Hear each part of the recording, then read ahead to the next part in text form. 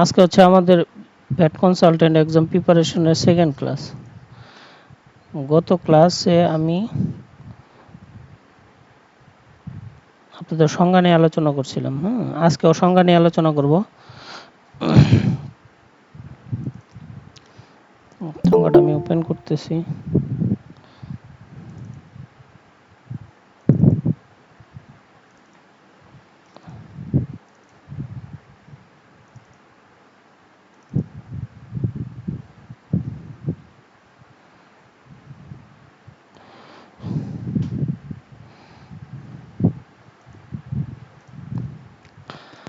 আমার স্ক্রিনটা দেখা যাচ্ছে কিনা একটু বলেন তো একজন।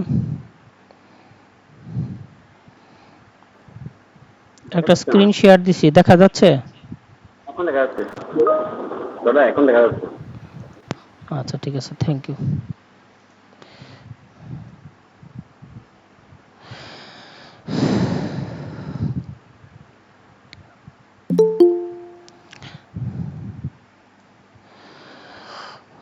প্রথম ক্লাসে 1 থেকে 57 পর্যন্ত আলোচনা করছিলাম। সংজ্ঞাগুলো খুবই গুরুত্বপূর্ণ। শুধু পরীক্ষা আসবে এই জন্য না, আপনার আইনের যে নেক্সট আপনি যে 18টা মোট অধ্যায় আছে ভ্যাট আইনে, প্রথম অধ্যায় হচ্ছে এই সংজ্ঞা। তারপরের যে আরো 17টা চ্যাপ্টার আছে প্লাস হচ্ছে বিধি আছে। হ্যাঁ, আইনেও আছে 18টা চ্যাপ্টার, বিধিতে 18টা চ্যাপ্টার আছে। এর মধ্যে 17টা চ্যাপ্টার আপনি যখন বুঝতে যাবেন এই কথাগুলা, এই টার্মসগুলা, এগুলা কি, এগুলা খুব গুরুত্বপূর্ণ। এখন যদি এগুলা না বুঝেন পরে এগুলা আপনার বুঝতে আরো সমস্যা হবে। তো এই জন্য এই 102টা যে সংজ্ঞা, এগুলা এত গুরুত্ব বেশি। এখন আলোচনা করব হচ্ছে নিবন্ধ সীমা নিয়ে অলরেডি আলোচনা করছিলাম। আজকে শুরু হবে ন্যায্য বাজার মূল্য থেকে। ন্যায্য বাজার মূল্য কি? যদি আপনি ভ্যাটের কথা, এই জায়গার যে কথা আছে এই কথাগুলো বাদও দেন, তাহলে যদি এক কথায় আমি যদি বলি যে আপনি বাজারে যান, যে কোনো বাজারে গিয়ে যে কোনো প্রোডাক্ট যে দামে যে মূল্যে আপনি ক্রয় করেন, আপনি কিন্তু একজন ভোক্তা।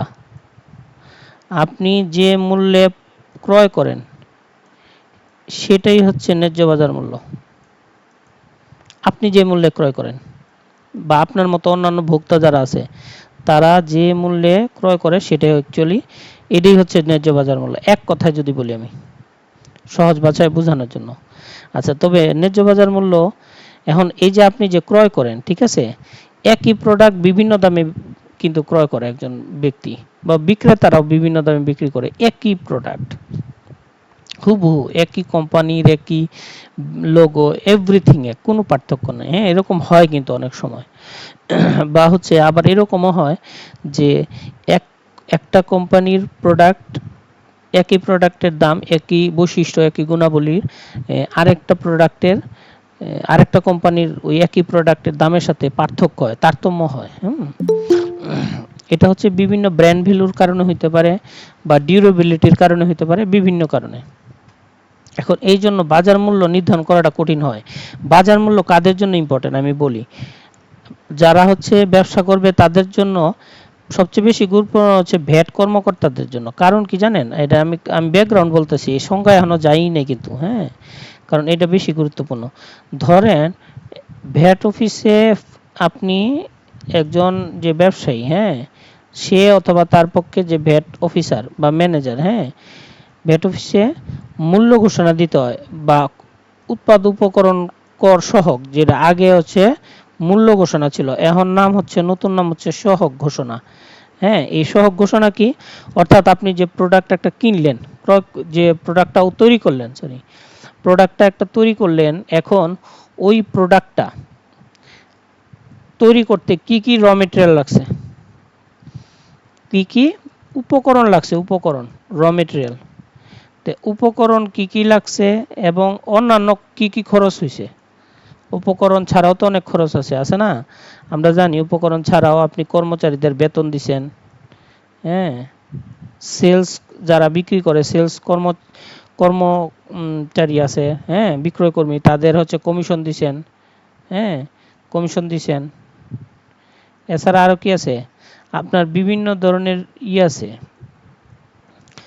ভাড়া আছে, কারখানার ভাড়া আছে, মানে যাবতীয় যত কিছু আছে সব কিছু মিলিয়ে কিন্তু আপনি কি একটা সহগ ঘোষণা করেন। সেই সহগ ঘোষণা দেন হচ্ছে ভ্যাট অফিসে, বিভাগীয় কর্মকর্তা। এখন একজন ভ্যাট অফিস সে কিভাবে বুঝবে আপনি যে ঘোষণাটা দিয়েছেন এটা সত্যি না মিথ্যা? কি জন্য? কারণ ধরেন একটা প্রোডাক্ট অ্যাকচুয়ালি দাম হচ্ছে 120 টাকা, অ্যাকচুয়ালি আপনার এটা বানাইতে প্রফিট টফিট সহকারে 120 টাকা হয়েছে এবং বিক্রয় করবেন আপনার 20 টাকা, কিন্তু আপনি সহগ ঘোষণা দিলেন 100 টাকায়, কমায় দিলেন 20 টাকা। এটার ফলে কি হবে দেখেন, 120 টাকার উপরে যদি 15% ভ্যাট ধরেন তাহলে কত টাকা আসে বলেন তো? আমি ক্যালকুলেটারে বলতেছি, 120 গুণন 15%, 18 টাকা আসে।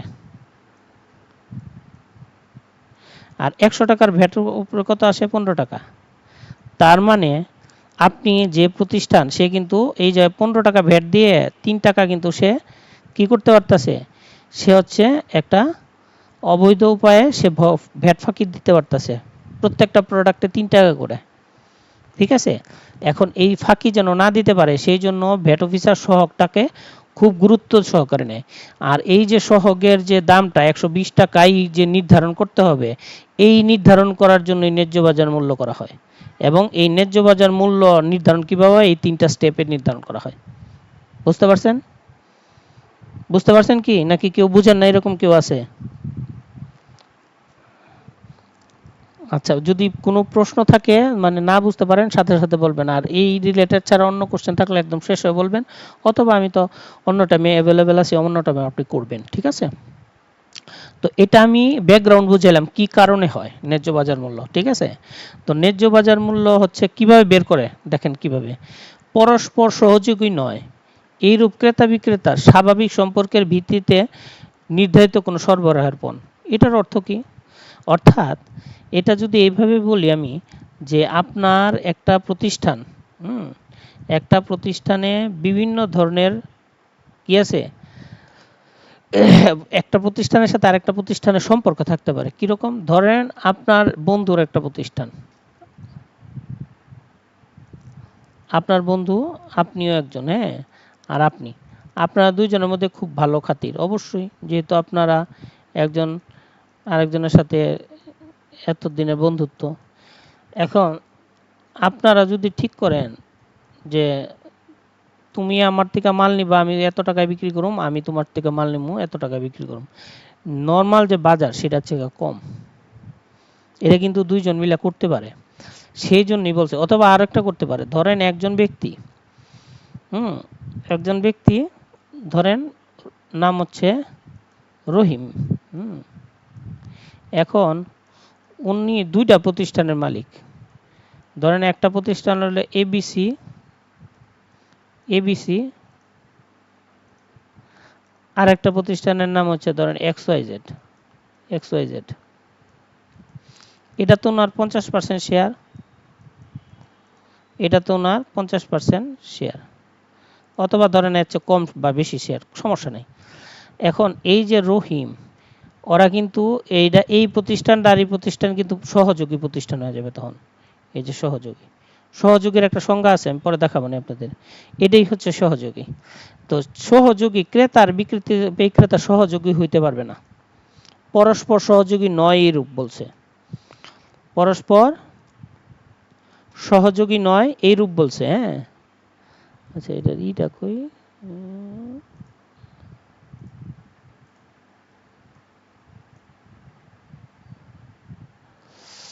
এক সেকেন্ড,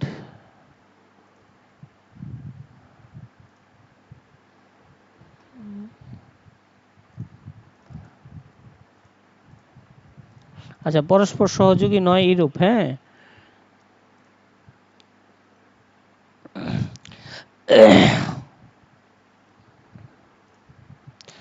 হয়ে গেছে, এর জন্য ওয়েট করতেছিলাম। তো যেটা বলতেছিলাম, তাহলে পরস্পর সহযোগী হতে পারবে না তারা। ঠিক আছে, এইরকম ক্রেতা বিক্রেতা কেউ সহযোগী হতে পারবে না, মানে একজন আরেকজনের ব্যবসা ইনভেস্টমেন্ট, ওরা নিজেরা ব্যবসা করবে, এরকম কি হতে পারবে না। দুইজনই একজন আরেকজনের সাথে কোনো সম্পর্ক থাকবে না। এইরকম যদি স্বাভাবিক সম্পর্কের ভিত্তিতে যদি কোনো পণ্যের পণ নির্ধারণ হয়, পণ কি, পণ নেক্সটে আসতেছে। পণ পণ সহজ কথায় অর্থাৎ একটা প্রোডাক্টের একদম সর্বশেষ মূল্য। সর্বশেষ মূল্যটারে কি বলি, ম্যাক্সিমাম রিটেল প্রাইস বলি না। অর্থাৎ এটাতে অনেক কিছু থাকে। ধরেন হচ্ছে একটা প্রোডাক্টের দাম 100 টাকা, এটাতে ভ্যাট আছে 15%, তাহলে এই প্রোডাক্টের দাম 115 টাকা। এই যে 115 টাকা বুঝাইলাম, এটাকেই বলা হচ্ছে পণ। 115 টাকা এটা হচ্ছে করযোগ্য মূল্য, আর এটা হচ্ছে পণ, এটা হচ্ছে পণ বা ন্যায্য বাজার মূল্য। তো এই স্বাভাবিক সম্পর্কিত মানে সম্পর্কের ভিত্তিতে কি সরবরাহের পণ, যে পরস্পর সহযোগী নয়, ক্রেতা আর বিক্রেতা। দ্বিতীয়ভাবে কিভাবে বের করবে, এই যে ক বলছে, এই কতে যদি ন্যায্য বাজার মূল্য পাওয়া না যায়, তাহলে ইতোপূর্বে একই পরিস্থিতিতে সমজাতীয় কোনো সরবরাহের পণ। সমজাতীয় কি, দুইটা কথা খুব গুরুত্বপূর্ণ, এটা ভ্যাটেও আছে কাস্টমসেও আসবে বারবার। একটা হচ্ছে সমজাতীয়,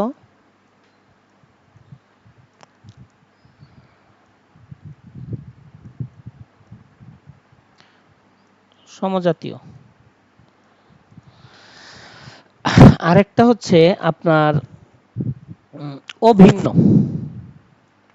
এই দুইটা শব্দ খুবই গুরুত্বপূর্ণ। এই দুইটা শব্দ আমি আপনাদের একটু ব্যাখ্যা করে দিই। হ্যাঁ, সমজাতীয় কি, সমজাতীয় প্রোডাক্ট বলতে একই জাতীয় প্রোডাক্ট কিন্তু একই প্রোডাক্ট না। ধরেন হচ্ছে বাটা জুতা,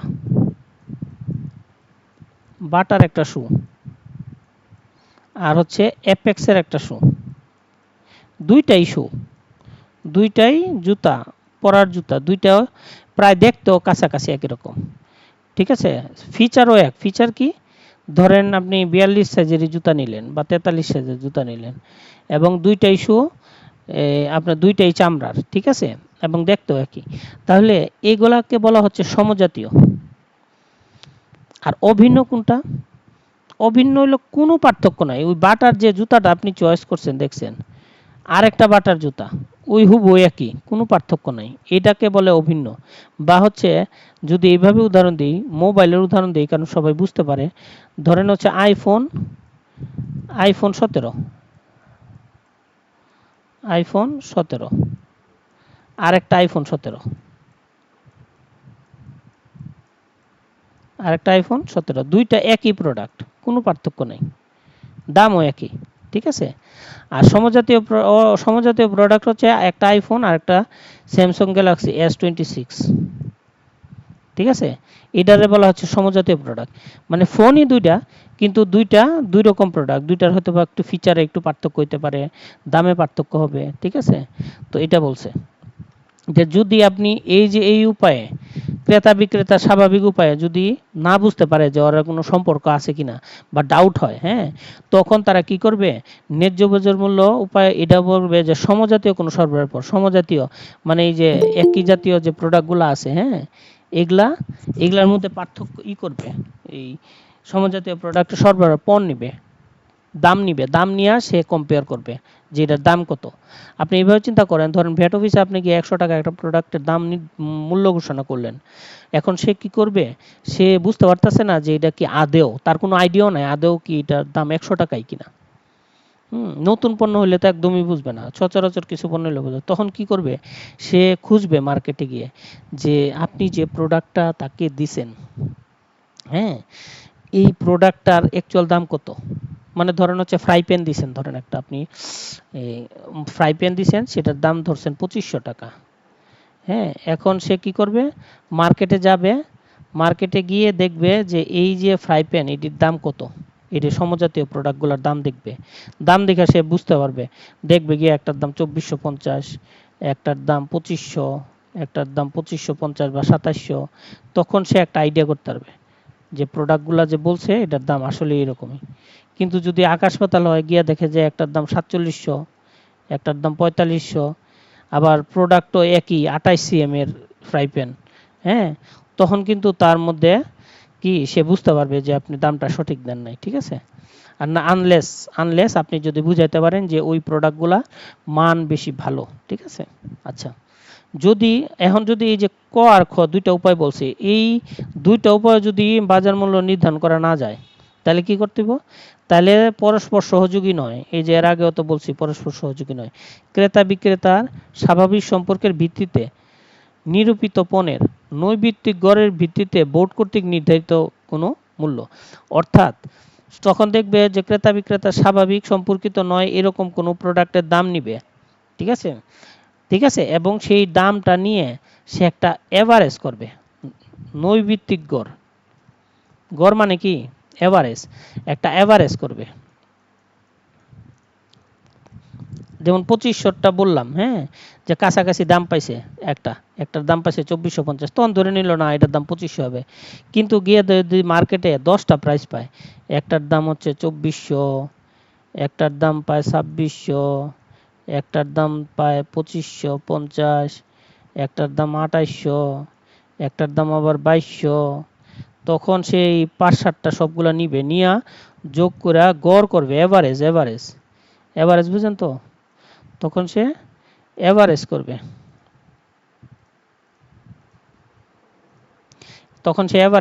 এভারেজ করে সে এটা বের করবে যে, এবং সে বোর্ড নির্ধারণ করবে সেই মূল্যটা, সে এই মূল্যটা কি করবে? সে নির্ধারণ করতে পারবে তখন। তো এই হচ্ছে ন্যায্য বাজার মূল্য। এটা কিন্তু খুবই ইম্পর্টেন্ট একটা কোশ্চেন, হ্যাঁ, এটা বড় কোশ্চেনও আছে। এটা ন্যায্য বাজার মূল্যের বিভিন্ন আছে, এই আপনার নির্ধারণের পদ্ধতি আরও আছে, হ্যাঁ, কয়েকটা আরও, টোটাল 5টা পদ্ধতি আছে, হ্যাঁ, ওইগুলোও ইম্পর্টেন্ট খুব, ওইগুলো আসবে নেক্সটে। তো এটা সংজ্ঞাটাও ইম্পর্টেন্ট। আর এই অবজেক্টিভ আকারেও এগুলো আসতে পারে 1-2টা, হ্যাঁ। পণ, একটু আগে এই পণ নিয়ে আলোচনা হয়েছিল, তবে সংক্ষেপে বুঝেছিলাম। কি বুঝেছিলাম? যে ধরেন একটা প্রোডাক্টের উপরে করযোগ্য মূল্য হলো 100 টাকা, সেটার উপরে আপনার 15% ভ্যাট আছে, 15% ভ্যাট আছে, 15% ভ্যাট হচ্ছে 15 টাকা, এবং এই প্রোডাক্টটার দাম কত তাইলে? 115 টাকা। এই যে বলছিলাম যে এইটা হচ্ছে আপনার করযোগ্য মূল্য, আর এইটা হচ্ছে পণ। তার মানে পণের ভিতরে কি আছে? ভ্যাট আছে না? এটা সহজে এক লাইনে বুঝাইছিলাম যে পণের ভিতরে ভ্যাট আছে। কিন্তু এটা এখন বিস্তারিত আলোচনা হবে। কি কি আছে দেখেন। পণ অর্থ কোনো সরবরাহের বিপরীতে প্রত্যক্ষ ও পরোক্ষভাবে প্রদত্ত বা প্রদেয় অর্থ, নগদ অর্থের পরিবর্তে প্রদত্ত প্রদেয় ন্যায্য বাজার মূল্য। অর্থাৎ এই যে কোনো সরবরাহের সাথে শুধু প্রত্যক্ষ এবং পরোক্ষভাবে, দুইভাবেই, ডাইরেক্ট অথবা ইনডাইরেক্ট যেভাবে হোক না কেন, এটার সাথে, ঠিক আছে, প্রদেয় বা অর্থ বা নগদ অর্থে পরিচিত ন্যায্য বাজার মূল্য কি কি আছে দেখেন। এটাতে এই নিম্নবর্ণিত অর্থ উহার অন্তর্ভুক্ত হবে। কি কি অন্তর্ভুক্ত আছে দেখেন। এই আইন বা অন্য কোনো আইনের অধীনে আরোপিত কর। এই আইনের এই আইনে কি আরোপিত কর কি বলেন তো? আমরা যে আইনটা পড়তেছি সেই আইনের আরোপিত কর কি বলেন?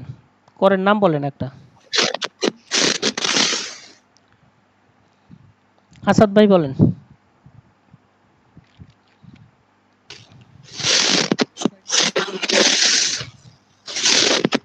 হ্যালো, আপনার কথা শোনা যাচ্ছে না। আচ্ছা, আপনি মিউট হয়ে থাকেন, অন্য কেউ বলুক। মঞ্জুরুল করিম ভাই বলেন। হ্যালো, হ্যালো, কি কথা কি আমি শুনতে পাচ্ছি না নাকি অন্য কেউ শুনতে পাচ্ছেন? কি বলতেছে উনি?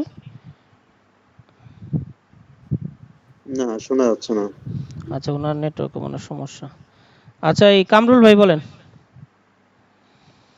আরোপিত কর, এই যে আমরা যেটা পড়তেছি সেটাতে আরোপিত করের নাম বলেন একটা।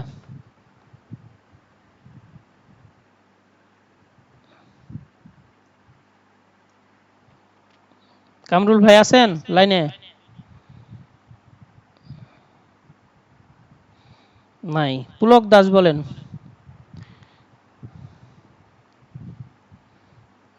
আমি একটু ক্লিয়ার হয়নি।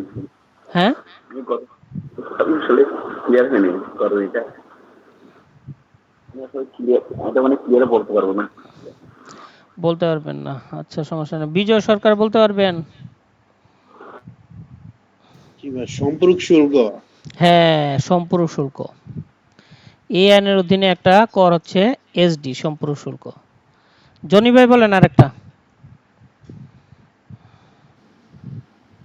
আমাদের তো এই আইনের মধ্যে মূল্য সংযোজন কর, সম্পূরক শুল্ক, সিডি, আরডি না না, এইগুলো আসে সিডিআরডি 4 এটা হলো বিভাগ। কাস্টমসে ভাইয়া। ওটা কাস্টমসের। আচ্ছা, কাস্টমসের। এই আইনে তাহলে হচ্ছে ভ্যাট, দেখেন এই সম্পূরক আইনটার নাম শুল্ক কি? আর ভ্যাট, মূল্য সংযোজন ও কর ও সম্পূরক শুল্ক আইন হ্যাঁ, এই 2012 আর আইনটার বিধি নামই হচ্ছে মূল্য সংযোজন কর ও সম্পূরক শুল্ক আইন 2012। তার মানে 12 এই আর আইনের বিধি হচ্ছে অধীনে এই ভ্যাটটা আর হচ্ছে ভ্যাট আর এসডি, এই দুইটা হচ্ছে কর। এছাড়া আরো আছে, করের সংজ্ঞা আছে, দেখেন 24 আমি দেখাই, আপনারা ভুলে গেছেন। এই যে দেখেন 24,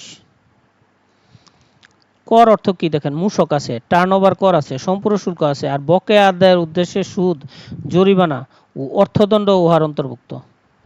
তার মানে আমি এই দুইটা তো অবশ্যই আছে, এই আইনেই তো আছে, এই দুইটা আইনের নামই হচ্ছে মূল্য সংযোজন কর ও সম্পূরক শুল্ক আইন। ঠিক আছে, তার মানে এই আইনের অধীনে আরোপিত কর যদি বলি তাহলে ভ্যাট আর এসডি। আর এই জায়গায় আরেকটা কথা বলছে যে অন্য কোনো আইনের অধীনেও যদি আরোপিত কর হবে। অন্য কোনো কি আইন আছে? অন্য আছে কাস্টমস আইন আছে না ভাই?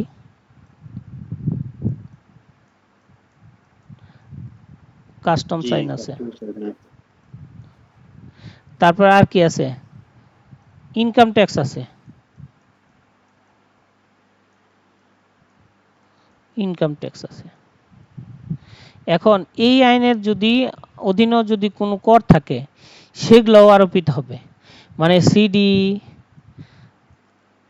কি কি আছে? সিডি আছে, আরডি আছে। ঠিক আছে, এই দুইটা হচ্ছে কি কাস্টমস আইনের অধীনে। ভ্যাট, এটি, এসডি, এই তিনটা হচ্ছে কি ভ্যাট আইনের অধীনে। আর এআইটি আছে না, এটা জি, হচ্ছে ইনকাম ট্যাক্স ইনকাম আইনের ট্যাক্সের অধীনে। আন্ডারে। বুঝি নাই? ইনকাম ট্যাক্সের আন্ডারে এআইটি। হ্যাঁ হ্যাঁ, ইনকাম ট্যাক্সের আইনে, এটাই তো বললাম। আচ্ছা যাই হোক, তাহলে কি এই লাইনের অর্থ কি বুঝতে পারছেন? যে আপনার একটা প্রোডাক্টের, এর আগে তো বলছিলাম সহজে বোঝানোর জন্য, যে 100 টাকা মূল্য, মূসক আরোপযোগ্য মূল্য, আর 15% হলো ভ্যাট, 115 টাকা। এই 115 টাকা হচ্ছে পণ। এখন এই জায়গায় আমি আরো বিস্তারিত গেলাম যে এই আইনের অধীনে না, শুধু অন্য কোনো আইনের অধীনে যদি আরোপিত কোনো কর থাকে, তার মানে কাস্টমস আর ইনকাম ট্যাক্সের আইনেও যদি কোনো কিছু কর থাকে সেটাও আরোপ হবে। ঠিক আছে, অধীনে কর। আচ্ছা, এগুলো জোর হয়ে, তার মানে ধরেন একটা প্রোডাক্ট আপনি যদি বিদেশ থেকে আনেন যেটার উপরে 100 টাকা এসএসএবল ভ্যালু হয়, এভি এসএসএবল ভ্যালু, এটার উপরে যদি আপনার সিডি হয় 20%, আরডি হয় 3%, ঠিক আছে, তারপরে এসডি হয় 20%,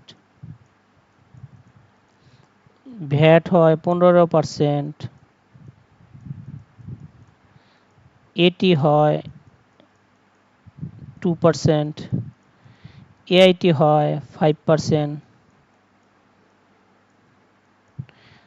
তাহলে কি এগুলো সব কিছু যোগ হবে না ভাই? প্রত্যেকটাই যত যোগ হবে নাকি? যোগ হয়ে যে টোটাল ভ্যালুটা আসবে, ঠিক আছে, টোটাল ভ্যালু ধরেন আসলো প্রোডাক্টের দাম 200 টাকা ধরে নেন, বা 300 টাকা, 300 টাকা আসলো, তাহলে এই 300 টাকাই হবে পণ। ঠিক আছে, এগুলো সব যোগ হবে। তারপরে বলছে সরবরাহের উপর, সরবরাহের কারণে সরবরাহ কর্তৃক কর্তৃক প্রদেয় হয়। যদি সরবরাহের সময় সরবরাহকারী যে কোনো কিছু যদি কোনো কিছু প্রদান করতে হয় সেটাও আপনার এর মধ্যে অন্তর্ভুক্ত হবে। সরবরাহের সময় যদি যে কোনো কিছু কমিশন হইতে পারে, চার্জ হইতে পারে, যে কোনো কিছু হইতে পারে, এগুলা যদি সে প্রদেয় করতে হয় সেটাও এটার মধ্যে যোগ হবে।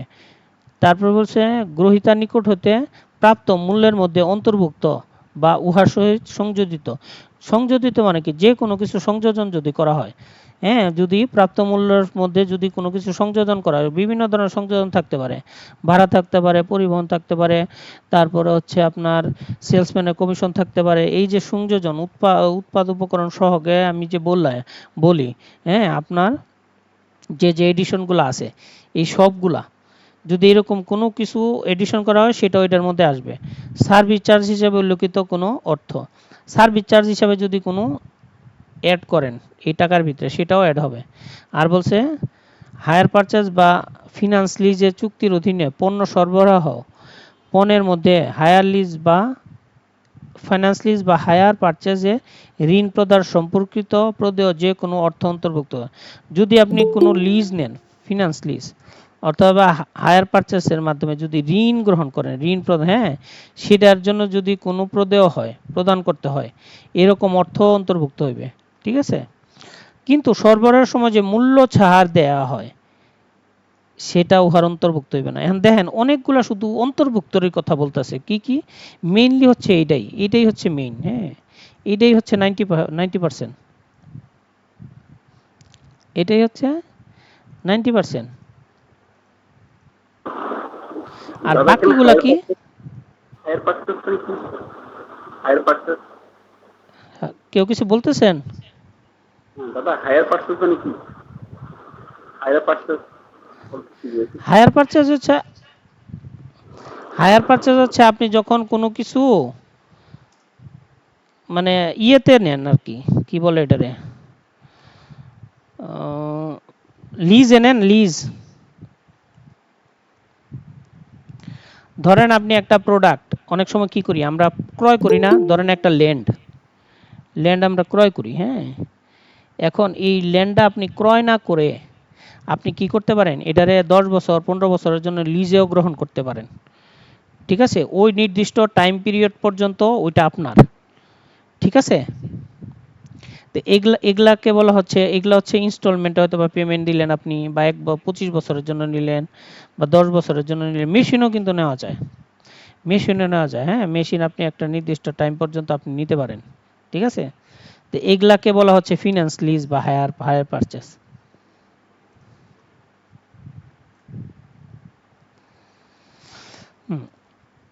তো মোদ্দা কথা হচ্ছে আপনি এই আইনের অধীনে বা অন্য কোনো আইনের অধীনে যদি আরোপিত কর হয় সেটা আপনি যোগ দিবেন, কোনো সংযোজন হয় কোনো যদি থাকে সেটাও যোগ হবে, সরবরাহের কারণে যদি কোনো কিছু প্রদান করতে হয় যে কোনো কিছু হোক সেটাও দিতে হবে, যদি সার্ভিস চার্জ দিতে হয় সেই অর্থও যোগ হবে, মানে সব যোগই হবে। ঋণ যে নিবেন আপনি এই যে ফিনান্স লিজের মাধ্যমে, হ্যাঁ, কোনো কিছু করার জন্য, এবং সেটার জন্য যদি কোনো কিছু দিতে হয় সেটা অন্তর্ভুক্ত হবে।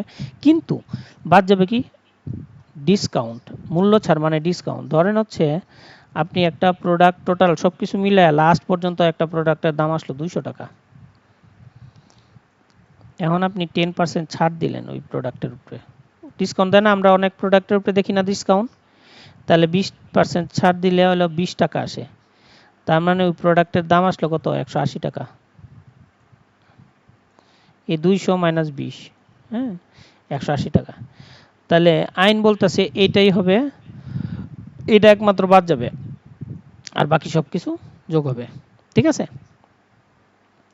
পণ্য, প্রোডাক্ট, বলতে প্রোডাক্ট তো আমরা নর্মালি বুঝি যে প্রোডাক্ট কি, আপনি মার্কেটে গিয়ে যে প্রোডাক্টগুলো কিনেন হাতে ধরা যায় এগুলোই হচ্ছে পণ্য। কিন্তু এই যে সংজ্ঞা আছে আলাদা, শেয়ার আছে না, শেয়ার বাজারে শেয়ার, সেটা স্টক, সিকিউরিটিজ, এবং অর্থ ব্যতীত যে টাকা আছে, টাকা মুদ্রা, হ্যাঁ, এগুলা ব্যতীত সকল প্রকার অস্থাবর সম্পত্তি, হচ্ছে হচ্ছে আপনার পণ্য। স্থাবর সম্পত্তি আর অস্থাবর সম্পত্তির মধ্যে পার্থক্য কি জানেন? অস্থাবর সম্পত্তি হচ্ছে কারেন্ট অ্যাসেট,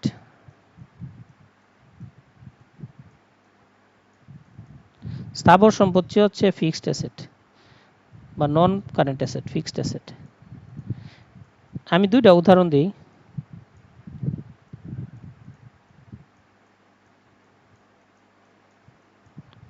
ধরেন হচ্ছে ক্যাশ, এটা হচ্ছে কারেন্ট অ্যাসেটের একটা উদাহরণ। আর মেশিনারি এটা হচ্ছে আপনার কি ফিক্সড অ্যাসেটের একটা উদাহরণ। ঠিক আছে, তার মানে এটা ফিক্সড অ্যাসেট হবে না, এগুলা এই যে পণ্যটা এটা বলে দিছে অস্থাবর সম্পত্তি হবে, তার মানে এটা হবে। এটাতে অনেক কিছু থাকতে পারে, এটাতে ক্যাশ থাকতে পারে, এটাতে ব্যাংক থাকতে পারে, সিকিউরিটিজ থাকতে পারে, শেয়ার থাকতে পারে, অনেক কিছু থাকতে পারে। এইগুলা বাদ দেওয়া নিছে, এগুলার কথা আগেই বলতেছে। এই যে ক্যাশ মানে হলো অর্থ, ঠিক আছে, এটাও অর্থ।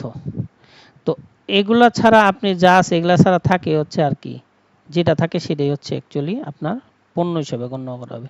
এক লাইনের কথা কিন্তু একটু মানে পুরা বিস্তারিত বলে দিছে আর কি, ছোট ছোট ভাবে। ঠিক আছে, প্রচ্ছন্ন রপ্তানিকারক খুবই গুরুত্বপূর্ণ একটা সংজ্ঞা, খুবই গুরুত্বপূর্ণ। শুধু পরীক্ষার জন্য না, পরীক্ষার জন্য তো অবশ্যই 3 স্টার দিব আমি এটারে। ঠিক আছে, বাস্তবেও যখন আপনি কাজ করতে যাবেন তখনও প্রচ্ছন্ন রপ্তানিকারক খুব গুরুত্বপূর্ণ।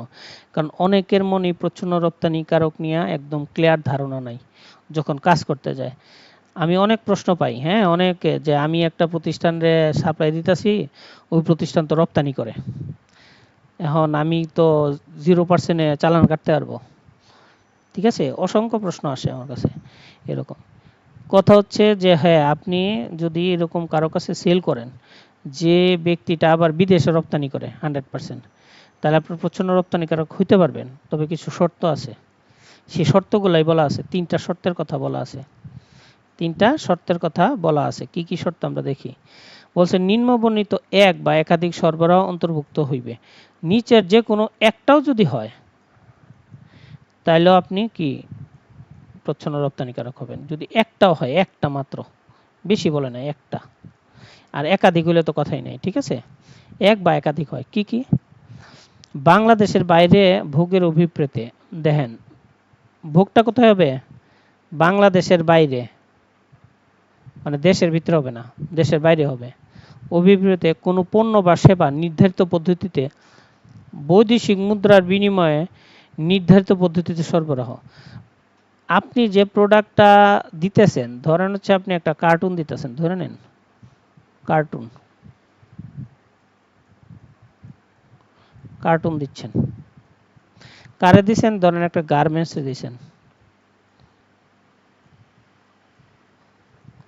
এখন এই গার্মেন্টসের সে কি করে শার্ট বানায়, ধরেন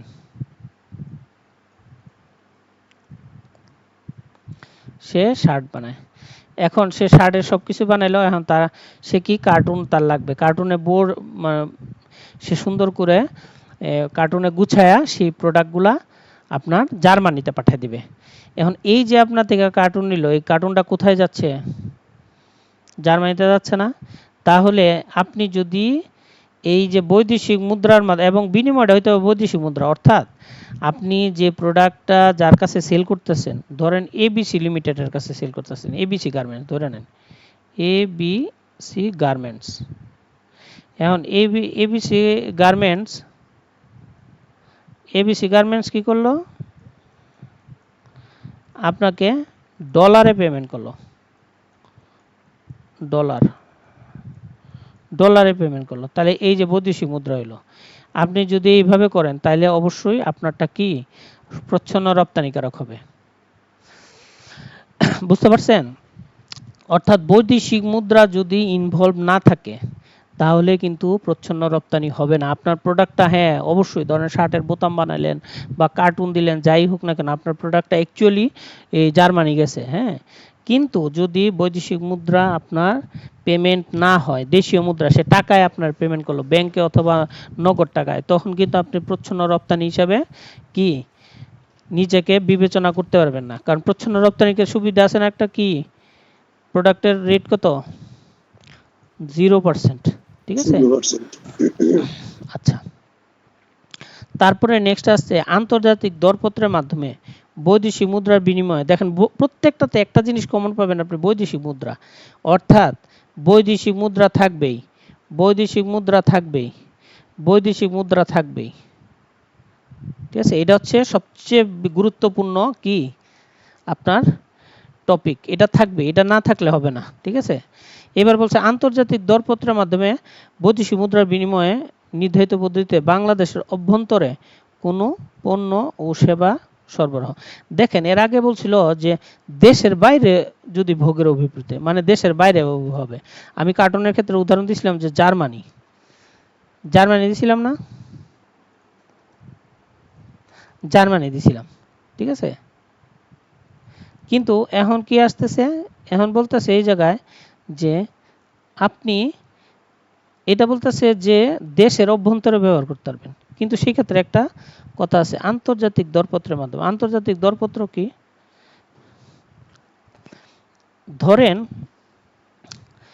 ইউনিসেফ কোনো একটা কাজ করবে, ধরে নেন ইউনিসেফ বাংলাদেশে কোনো একটা কাজ করবে, ধরেন টিকা দিবে। এখন এই টিকা কার্যক্রম চলার জন্য সে ধরেন টিকা কেন্দ্র করবে 500টা টিকা কেন্দ্র, ঠিক আছে। ইউনিসেফ তো বিদেশি প্রতিষ্ঠান, সে আন্তর্জাতিক দরপত্র আহ্বান করলো যে আমাকে 500টা টিকার কেন্দ্রস্থ মানে বানিয়ে দিতে হবে। এখন ধরেন এটাতে চায়নার কোনো প্রতিষ্ঠান সে অংশগ্রহণ করলো, ঠিক আছে, ইন্ডিয়ারও করলো আর বাংলাদেশেরও করলো। এখন বাংলাদেশের কোনো ব্যক্তি কোনো প্রতিষ্ঠান এটা সে এই কাজটা পাইলো। এখন দেখেন এই যে কাজটা ইউনিসেফের কাজটা এটা কিন্তু বাংলাদেশের ভিতরেই হচ্ছে, কিন্তু যেহেতু এটা আন্তর্জাতিক একটা কাজ আর সে আন্তর্জাতিক দরপত্র ছাড়ছে, হ্যাঁ, তখন ইউনিসেফ যদি আপনাকে বৈদেশিক মুদ্রায় পেমেন্ট করে তখনও কিন্তু আপনি প্রচ্ছন্ন রপ্তানি হবেন। বুঝতে পারছেন ব্যাপারটা? এছাড়া স্থায়ী ও ঋণপত্রের বিপরীতে বৈদেশিক মুদ্রার বিনিময়ে বাংলাদেশের অভ্যন্তরীণ কোনো পণ্য বা সেবা সরবরাহ, যদি স্থায়ী ও লোকাল আপনার এলসি দিয়েও যদি আপনার কি যদি বাংলাদেশের অভ্যন্তরে কোনো সেবা করে, কীরকম ওই যে যেমন কার্টুনের উদাহরণ দিলাম, ঠিক আছে, যে এটা কিন্তু back to back LC, local LC একটা খুলে আপনার থেকে প্রোডাক্ট নিছে, ঠিক আছে। আপনি ধরেন সাভারে একটা গার্মেন্টস এবিসি গার্মেন্টসে দিবেন সাভার, ঠিক আছে। আপনি ধরেন গাজীপুর থেকে সাভারে পাঠাইলেন প্রোডাক্ট, আপনি তো কই ডেলিভারি দিচ্ছেন দেশের ভিতরেই, ঠিক আছে। তো সেই ক্ষেত্রে আপনিও কি প্রচ্ছন্ন রপ্তানি হিসাবে বিবেচিত হবেন, এটাই মেইনলি বেশি হয়। হ্যাঁ, তো প্রচ্ছন্ন রপ্তানি তো বুঝছেন, এই তিনটা হচ্ছে নিয়ম, আর তিনটার মধ্যে একটা জিনিস কমন, সেটা হচ্ছে বৈদেশিক মুদ্রা, ঠিক আছে, এটা অবশ্যই থাকতে হবে। দাদা ওই স্থানীয় ঋণপত্রের বিপরীতে এটা একটু আর বলবেন? বুঝি নাই। স্থানীয় ঋণপত্রের বিপরীতে হ্যাঁ, যেটা ব্যাক টু ব্যাক এলসির মাধ্যমে গার্মেন্টস সেক্টরে যেটা করা হয় সেটাকে বোঝাতে হচ্ছে না? আপনার কথা কাটা যাচ্ছে। আপনি এক কাজ করেন, একটু ইয়েতে লেখা দেন আমাকে হোয়াটসঅ্যাপে, হ্যাঁ, কথাটা আমি বুঝতে পারতেছি না, কেটে যাচ্ছে। আমি উত্তর দিয়ে দেবো না, আপনার সমস্যা নেই। পণ্য সরবরাহ জিনিসটা সহজ একদম। পণ্য সরবরাহ, আপনার কাছে পণ্য আছে, ধরেন আপনি খেলনা বানায়, টয় বানান, ঠিক আছে, আপনি এটা ডিলারের কাছে বিক্রি করলেন বা কারো যে কোনো ব্যক্তির কাছে বিক্রি করলেন, ঠিক আছে। তো এই যে সরবরাহটা করলেন, এটাই হচ্ছে পণ্য সরবরাহ। এই জায়গায় এই জিনিসটা একটু আরও বেশি ক্লিয়ার করছে যে পণ্যের বিক্রয় যেটা সেলস, বিনিময় যদি করেন, বিনিময় কি? বিনিময় হচ্ছে, বিনিময় প্রথা আগে ছিল, ধরেন আপনার একটা ছাগল আছে, আপনার একটা গোট আছে, আরেকজনের 25 কেজি চাল আছে, ঠিক আছে।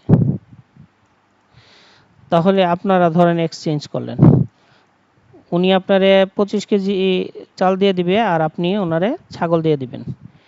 তাহলে এই যে লেনদেনটা, এটাতে কিন্তু টাকা ইনভলভ হলো না। তো এই ধরনের যদি এগুলাকে বলা হয় বিনিময়, ঠিক আছে। এখনো বিনিময় থাকতে পারে, বিভিন্ন জিনিসের বিনিময় থাকতে পারে, ঠিক আছে। তো যাই হোক, আপনার যদি পণ্য বিক্রি হয় অথবা বিনিময় হয় বা অন্য কোনোভাবে বিক্রয়ের মাধ্যমে পণ্যের অধিকার হস্তান্তর করে, অধিকার কি?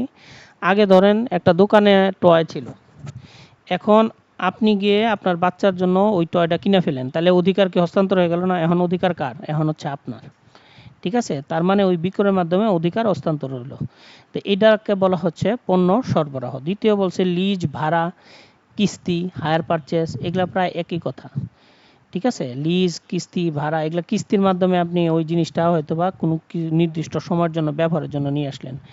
তো এরকম যদি কোনো কিছু হয় অন্য কোনোভাবে, পণ্য ব্যবহারের অধিকার, এই যে বললাম ধরেন একটা মেশিন আছে, ঠিক আছে, মেশিনটা আপনি প্রত্যেক বছর ধরেন 2 লাখ টাকা দিবেন, এই বিনিময়ে 5 বছরের জন্য, 5 ইয়ার্সের জন্য নিয়ে আসলেন। ঠিক আছে, তার মানে কি অধিকার এখন আপনার ব্যবহারের। এটা কিন্তু ভাড়ার ক্ষেত্রে হয়। আপনি ধরেন ভাড়া বাসায় রয়েছেন, আপনি মান্থলি একটা কি কিস্তিতে মান্থলি একটা ধরেন ভাড়া দিচ্ছেন 20,000 বা 25,000 টাকা প্রত্যেক মাসে। আপনি কিন্তু এই বাসা কি করতে পারতেন? ব্যবহার করতে পারতেছেন, এই যে ব্যবহার করতে পারতেছেন। তো মেশিনও ব্যবহার হইতে পারে, পণ্য ব্যবহার হইতে পারে, গাড়ি ব্যবহার হইতে পারে, যে কোনো কিছু ব্যবহার হইতে পারে। ঠিক আছে, এবং ফিন্যান্স লিজের আওতায় পণ্য বিক্রয়ও উহার অন্তর্ভুক্ত হইবে। অর্থাৎ যদি এইভাবে যে আপনি যদি এই ব্যবহারের জন্য আপনি করেন, তাও এই যে মেশিনটা এটাও কিন্তু বিক্রয় হবে, বিক্রয় হিসেবে গণ্য হবে। যে 5 বছরের জন্য আপনি লিজ দিছে, আপনি ধরেন মেশিন কিনে আনেন, ইম্পোর্ট করে নিয়ে আসেন চায়না থেকে, আইন না এগুলো বিক্রি করেন না, আপনি ভাড়া দেন, আপনি 3 বছর 5 বছরের জন্য করেন, তাহলে এগুলোও কিন্তু আপনার এই যে ফিন্যান্স লিজের মাধ্যমে বা হচ্ছে ভাড়া বা কিস্তি হায়ার পারচেসের মাধ্যমে যে দেন পণ্য ব্যবহারের অধিকার, এগুলাও কিন্তু আপনার কিসে পণ্য সরবরাহের মধ্যে আওতায় পড়বে। বুঝতে পারছেন?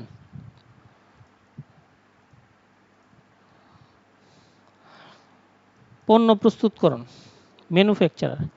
ম্যানুফ্যাকচার নিয়ে আমি সবসময় আমার ওই প্রিয় এক স্যার আছে, রফ স্যার, ওনার একটা কথা বলি, কারণ এটা আমার মানে খুব ভাল লাগে। ওনার যে কথাটা একদম ম্যানুফ্যাকচারার একদম ক্লিয়ার হয়ে গেছে, হ্যাঁ, ওই কথার কারণে।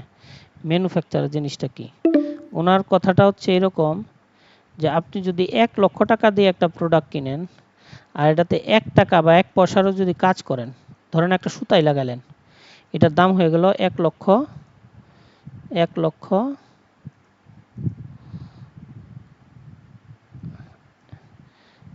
1 টাকা বা 10 পয়সা যদি হয় তাহলে 10 পয়সা, হ্যাঁ 10 পয়সা হলো।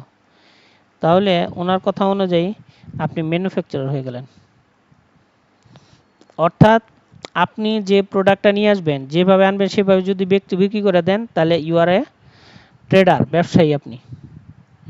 আর যদি ওইটাতে যদি সামান্যতম কাজ করেন, তাহলে আপনি হয়ে যাবেন ম্যানুফ্যাকচারার। ঠিক আছে, তো ম্যানুফ্যাকচারার সংখ্যাটা দেখেন, কোনো পদার্থ এককভাবে বা অন্য কোনো পদার্থ বা সরঞ্জাম বা উৎপাদনের অংশ বিশেষের সহিত সংযোজন সম্মেলন দ্বারা প্রক্রিয়াকরণের মাধ্যমে এমন একটি নতুন পণ্য তৈরি হয় যা মানুষের ব্যবহারের জন্য উপযোগ্য হয়। মাথার উপর দিয়ে যেতে পারে যারা নতুন। কি জন্য বলছে? কোনো একক পণ্য, একটা পণ্য হইতে পারে র মেটেরিয়াল, অথবা 5টা 50টা হইতে পারে। এই যে ধরেন 5টাই হোক, অন্য কোনো পদার্থ বা সরঞ্জাম অংশবিশেষে সংযোজন করবেন সবগুলা। ধরেন হচ্ছে আপনি কেক বানাবেন, কেকের মধ্যে কি লাগে? ময়দা লাগে, ডিম লাগে, ডিম লাগবে, ময়দা, ডিম, ঠিক আছে, আর তারপর হচ্ছে খাবার সোডা, আরও বিভিন্ন ফুড কালার, বিভিন্ন জিনিস লাগলো। তো এগুলা সম্মেলন বা সংযোজন ঘটাতে হবে, এবং তারপর হচ্ছে একটা নির্দিষ্ট প্রক্রিয়াকরণের মাধ্যমে কি হবে? নতুন একটা পণ্য হবে। মানে এর আগে ছিল শুধু ময়দা, আলাদা আলাদা, ডিম ছিল, তারপর হচ্ছে চিনি ছিল, খাবার সোডা ছিল, তারপরে ফুড কালার ছিল, হ্যাঁ, এরকম অনেক কিছু ছিল। তো এখন একটা নতুন একটা প্রোডাক্ট হয়ে গেছে, হ্যাঁ, এবং যা মানুষের জন্য ব্যবহার উপযোগী হইতে হবে। ঠিক আছে, তো এটাকে বলা হচ্ছে ম্যানুফ্যাকচারার। অর্থাৎ আপনি যদি কোনো কাজ করেন, যে কোনো কাজ করেন, এককভাবে হোক বা অন্য কোনো পদার্থের মাধ্যমে হোক, যদি আপনি কাজ করেন, ঠিক আছে, তাহলে এই জিনিসটাকে আপনার ম্যানুফ্যাকচারিং বা প্রস্তুতকরণ বলা হয়। ঠিক আছে, বৃদ্ধিকারী সমন্বয়। বৃদ্ধিকারী সমন্বয় বোঝানোর আগে বৃদ্ধিকারী সমন্বয় কি জিনিসটা আমার বোঝানো দরকার। ধরেন হচ্ছে একটা ব্যবসা, সে ব্যবসার মেইন কার্যক্রম কি, সে তার মাল পারচেস করবে,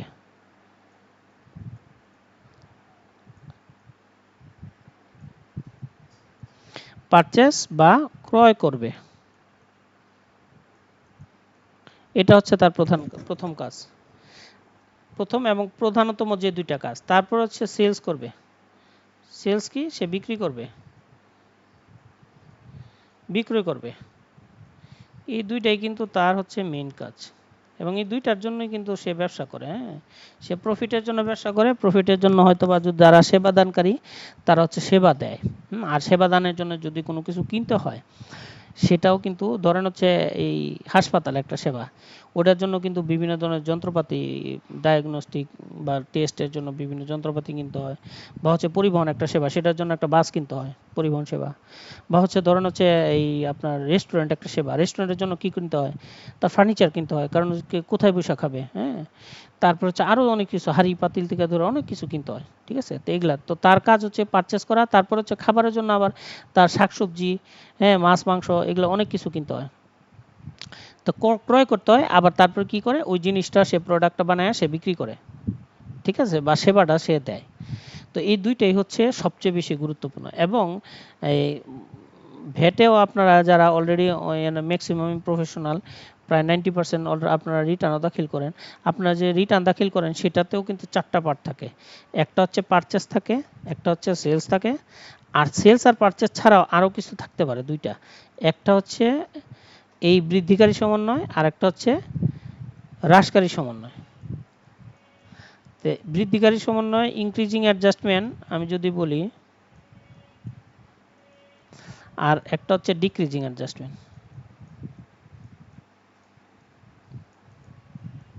ডিক্রিজিং অ্যাডজাস্টমেন্ট এটা কি, এটা হচ্ছে আপনি সেলস পারচেস মানে হচ্ছে আপনি সরকারের তো টাকা দেন, যখনই আপনি কোনো কিছু বিক্রি করেন তখন কিন্তু সরকার টাকা পায়। ধরেন 100 টাকার প্রোডাক্ট আপনি সেল দিলেন, 15 টাকা ভ্যাট আছে, তাহলে 15 টাকা সরকারের কোষাগারে আপনি জমা দিবেন। এটা হচ্ছে নিয়ম। তো সেলস ছাড়াও যদি অন্য কোনো কারণে আপনার সরকারের কোষাগারে অর্থ জমা দিতে হয়, তাহলে সেটা বৃদ্ধিকারী সমন্বয়ের মাধ্যমে করতে হয়। সেলস ছাড়া কিভাবে দেওয়া হইতে পারে, আপনি একজন উইথহোল্ডিং এন্টিটি হতে পারেন, উৎস কর্তনকারী সত্তা। ধারা 37-এ পড়াইছিলাম, এই যে সরি 37 না, ওটা হচ্ছে 21, এই যে 2-21 উৎস কর্তনকারী সত্তা। উৎস কর্তনকারী সত্তাতে কি বুঝাইছিলাম আমি, উৎস কর্তনকারী সত্তাতে বুঝাইছিলাম যে আপনি যদি আপনি যদি উৎস কর্তনকারী সত্তার মধ্যে পড়েন, এই যে এই জায়গায় যেগুলো আছে, যে আপনি যদি সরকারি সত্তা হন, অথবা এনজিও হন, অথবা ব্যাংক হন, অথবা বিমা হন, বা হচ্ছে কোনো শিক্ষা প্রতিষ্ঠান হন মাধ্যমিক চেয়ে বেশি, অথবা লিমিটেড কোম্পানি হয় সবচেয়ে বেশি যেটা। তো এই ধরনের হলে আপনার উপরে একটা দায়িত্ব আসে যে আপনাকে যারা সাপ্লাই দিবে তারা হচ্ছে কি করবে, তাদের থেকে আপনি উৎস কর্তন ভিডিএস কেটে রাখবেন। 110 টাকা যদি বিল আসে, আর এটার ভিতরে যদি 10 টাকা 10% যদি ভ্যাট ভিতরে থাকে, তাহলে 10 টাকা আপনি তার থেকে কাইটে আপনি তাকে 100 টাকা বিল দিবেন, আর এই 10 টাকা আপনি সরকারের কোষাগারে জমা দিবেন। এই যে কাইটে রাখলেন, এটা হচ্ছে তো আপনি কি পারচেস করছিলেন, কাইটে রাখলেন, এটা তো সেলস না, কিন্তু এইটার ভ্যাট আপনার কাছে আছে, আপনার দিতে হবে। তা আপনার যদি কোনো কিছু দিতে হয় সেলস ছাড়া, সেটা আপনি দিবেন কিসের মাধ্যমে, সেটা দিবেন হচ্ছে আপনি বৃদ্ধিকারী সমন্বয়ের মাধ্যমে। এই যে উৎস কর্তনের কারণে বৃদ্ধিকারী সমন্বয়। ঠিক আছে, তারপরে আরেকটা আছে উপায় হইতে পারে, ধরেন হচ্ছে আপনি এই অনেক আগে হিসাব করছিলেন, আজকের থেকে 6 মাস 1 বছর আগের হিসাব, 1 ইয়ার আগের হিসাব। ঠিক আছে, 6 মাস বা 1 বছর আগের হিসাবে ভুল ধরা পড়ছে আপনার, যে আপনি একটা সেলস হয়েছিল 10,000 টাকা, সেটা আপনার অ্যাকাউন্টসে আসে নাই। ঠিক আছে, এই ধরনের যদি কোনো ভুল টুল ধরা পড়ে, তাহলে আপনি কি করবেন, এটা বৃদ্ধিকারী সমন্বয় করবেন। তারপর হচ্ছে ব্যাংকিং চ্যানেলে যদি পরিশোধ না করেন, তাহলে বৃদ্ধিকারী সমন্বয়। এটা কি বৃদ্ধিকারী সমন্বয়, ধরেন হচ্ছে আপনার হচ্ছে বলছে যে রেয়াত যদি নিতে হয় তাহলে ব্যাংকিং চ্যানেলে পরিশোধ করতে হবে। ঠিক আছে, তো এই যে পারচেস করছেন আপনি, আপনি তো পারচেস করছেন, পারচেস করলে আপনি রেয়াত পাবেন। তখন রেয়াতটা আপনি নিয়ে নিছেন, কিন্তু পরবর্তীতে ধারা 46-এ বলা আছে আপনি যদি ব্যাংকিং চ্যানেলে পরিশোধ না করেন তাহলে আপনার রেয়াত বাতিল হবে। তখন ব্যাংকিং চ্যানেলে পরে গিয়ে পরিশোধ করেন নাই, আপনি ক্যাশে করে দিয়েছেন, তাহলে ওই রেয়াতটা আপনি বৃদ্ধিকর সমন্বয় করে দিতে হবে, বাতিল করে দিতে হবে।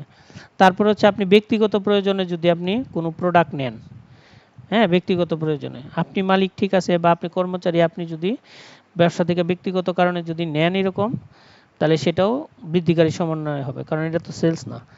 তারপরে হচ্ছে নিবন্ধিত হওয়ার পর বৃদ্ধিকারী সমন্বয়। নিবন্ধিত হওয়ার পর বৃদ্ধিকারী হতে পারে, ধরেন নিবন্ধিত আপনি যত তারিখ 1 তারিখ হওয়ার কথা কিন্তু পাইছেন হচ্ছে 15 তারিখ, এর ভিতরে যদি কোনো বৃদ্ধিকারী সমন্বয় থাকে তাহলে এটা একবারে লিখে দিতে হবে। তারপর নিবন্ধন বাতিল হওয়ার কারণেও যদি কোনো বৃদ্ধিকারী সমন্বয় যে কোনো কিছু যদি থাকে এনিথিং, তাহলে সেটাও এগুলো বৃদ্ধি করেন। অর্থাৎ আমি যেটা বলছি যে সেলস ছাড়া যদি আপনার কোনো অন্য কোনোভাবে আপনার যদি সরকারের কোষাগারে জমা দিতে হয়, সরকার আপনার কাছে পায় এরকম, হ্যাঁ, তাহলে আপনি কিন্তু সেটা বৃদ্ধিকারী সমন্বয়ের মধ্যে দেখাইতে হবে। এর মধ্যে এগুলোই হচ্ছে টপ, এটা হচ্ছে টপ, এটাও গুরুত্বপূর্ণ, তবে সব কিছুর চেয়ে এটা সবচেয়ে বেশি লাগে, এটাই হচ্ছে 90%। ঠিক আছে। ব্যক্তি,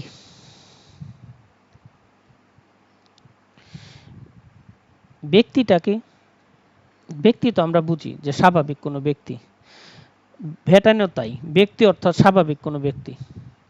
তবে নিচের যে কিছু কিছু ব্যাপার বলা আছে ওরাও আপনার এই ব্যক্তির মধ্যেও পড়ে, নিচে কিছু কিছু বলা আছে এরাও কি ব্যক্তির মধ্যে পড়ে। কারা? এর মধ্যে 1 নম্বর হচ্ছে কোম্পানি, একটা কোম্পানিও একটা ব্যক্তি হিসেবে গণ্য হবে। কোনো ব্যক্তি সঙ্গ সরকারি সত্তা, এরা হচ্ছে ব্যক্তি। ঠিক আছে, ধারা 74 এগুলো আসে মোটামুটি, তবে এগুলা বেশি ইম্পর্টেন্ট। হ্যাঁ, বৃদ্ধিকারী সমন্বয়, তারপরে উৎসে কর্তন, উপকরণ কর, তারপর হচ্ছে একটু আগে যে ন্যায্য বাজার মূল্য প্রচ্ছন্ন রপ্তানি দেখাইলাম, এটা তো এর আগে 2বার আসছে, কিন্তু ভ্যাট কনসালটেন্ট পরীক্ষা 2বার, একবার না 2বার আসছে। ঠিক আছে, এবং এটাও আসছে ন্যায্য বাজার মূল্য, এগুলো ইম্পর্টেন্ট, এডিও আসছে, এগুলো খুবই ইম্পর্টেন্ট। এবং আমি যখন পরীক্ষা নিই এগুলাই কিন্তু বেশি দিই। ঠিক আছে, এগুলা খুব ইম্পর্টেন্ট, এগুলা ভালো করে পড়বেন। কর সুবিধা, এই যে উৎপাদ কর উপর, এটা সবচেয়ে ইম্পর্টেন্ট, সবচেয়ে ইম্পর্টেন্ট। ঠিক আছে। আচ্ছা, আমরা ব্রেক কখন নিব? এখন নিয়ে নিব, 15 মিনিটের একটা ব্রেক নেই নামাজের জন্য। কয়টার সময়?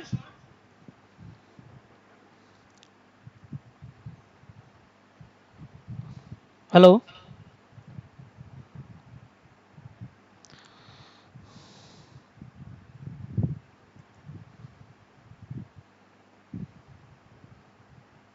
হ্যালো। আচ্ছা, আমি এটা বুঝাই তারপর শেষ করে দিই, তারপর 15 মিনিটের ব্রেক দিই। ব্যক্তি, ব্যক্তি তো পড়লাম, এবার কর শনাক্তকরণ সংখ্যা, এটা হচ্ছে ব্যবসা শনাক্তকরণ সংখ্যা হচ্ছে বিআইএন। এই যে ব্যবসা দেখতেছেন, ব্যবসা হচ্ছে বি, বিজনেস, শনাক্তকরণ হচ্ছে আইডেন্টিফিকেশন, আর সংখ্যা হচ্ছে নাম্বার। বিজনেস আইডেন্টিফিকেশন নাম্বার, ব্যবসা শনাক্তকরণ সংখ্যা। সবচেয়ে বেশি যে নামে আপনারা পরিচিত সেটা হচ্ছে কি? বিন নামে। ঠিক আছে, তো এই বিনটা কি? বিন অর্থ দেখেন, নিবন্ধিত বা তালিকাভুক্ত কোনো ব্যক্তির অনুকূলে ইস্যুকৃত মূল্য মূসক নিবন্ধন সনদপত্র বা টার্নওভার সনদপত্রের উল্লেখিত কোনো অনন্য ব্যবসা শনাক্তকরণ সংখ্যা। দেখেন বিনের একটা কিন্তু নাম্বার থাকে। ঠিক আছে, 000, 2টা 0 থাকে, অনেক 3টা 0 থাকে, 35, 12, 89, 01, 02, হ্যাঁ, এরকম কিন্তু থাকে। ঠিক না? তো এই যে সংখ্যাটা, এই সংখ্যাটাই হচ্ছে সংখ্যা, বিন নাম্বার যেটাকে বলা হয়। তো এইটা হচ্ছে নিবন্ধিত কাদেরকে, এটা ইস্যু করে কি ইস্যু করে? ওই ব্যক্তির, নিবন্ধিত বা তালিকাভুক্ত ব্যক্তির অনুকূলে ইস্যু করে। হ্যাঁ, মূসক নিবন্ধন বা টার্নওভার সনদে কি একটা সংখ্যা, ব্যবসা শনাক্তকরণের সংখ্যা, অনন্য সংখ্যা। অনন্য সংখ্যা এই জন্য বলা হয়েছে কারণ একজনের বিন আরেকজনের বিনের সাথে মিলবে না। একজনের বিনের নাম্বার আরেকজনের বিনের নাম্বারের সাথে মিলবে না, ডিফারেন্ট, টোটালি ডিফারেন্ট। এটা যেমন আপনার যেমন একটা মোবাইল নাম্বার আছে অনন্য, আপনার মোবাইলে ফোন দিলে যেমন অন্য কেউ রিসিভ করবে না, ওইটা যে ইউনিক, এটাও বিন নাম্বারও ঠিক এইরকমই। আমি যদি 100 বার ফোন দিয়ে আপনাকেই পাবো, অন্য কাউরে পাবো না। ঠিক আছে, বিন নাম্বারও যদি যে প্রতিষ্ঠানের নামে করা সেই প্রতিষ্ঠানের নামেই পাবে, অন্য কোনো প্রতিষ্ঠানের নামে পাবে না। ঠিক আছে, তো যাই হোক, এখন আমি এই 15 মিনিটে ব্রেক দিচ্ছি। 15 মিনিট পরে আইসা আমি এই যে 93 থেকে শুরু করব। আজকে এটা পুরোটাই শেষ হয়ে যাবে। হ্যাঁ, ঠিক আছে।